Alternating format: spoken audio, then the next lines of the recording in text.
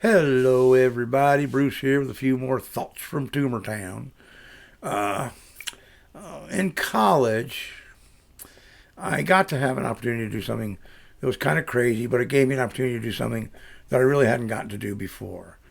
Now, I had started playing music, in middle school. Drums, then flute, bass, so forth and so on. And I did a little bit of, a couple of gigs, for like a bar mitzvah or a wedding reception, playing with a little trio or a, quad or whatever. Nothing big, nothing fancy, nothing exciting at any rate, So, but in the senior year, I figured let's have a party.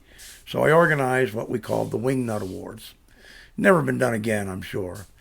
And it was, one of these spoof awards where we were going to give out awards for all the silly things, right?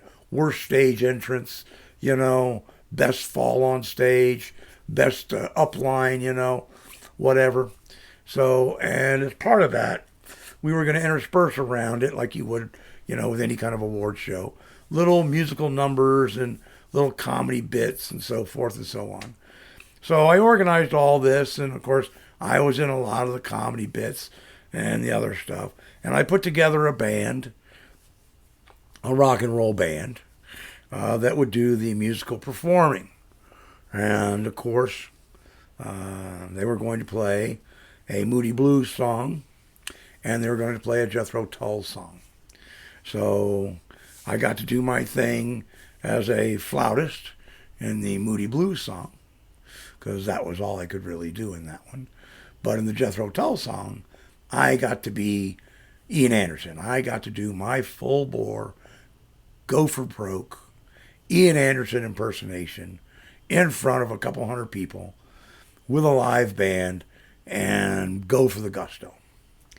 And it was a wonderful, wonderful experience.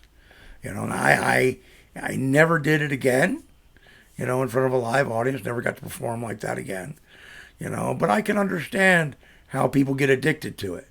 I mean, the adrenaline, the sense you get, the feedback from the people in the audience to you, it's intoxicating, incredibly intoxicating, and it was an experience I always wanted to have, because you always have this fantasy of, oh, maybe, if I got lucky, I'd be a rock star, Well, I never got to be a rock star or anything of the kind. But I did have that one experience. So I got the opportunity to have that, so I know what that feels like. I'm sure it probably feels even better in front of 20,000. But I got to tell you, in front of a couple hundred, it was still pretty damn good.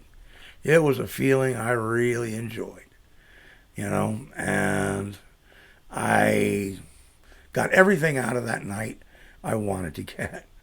And it was just a moment for me to remember. And I recorded it, still have the recording today, so I can listen back to it. And, the Jethro Tull thing, I think I did pretty good. Moody Blues, not as good, but, it is what it is.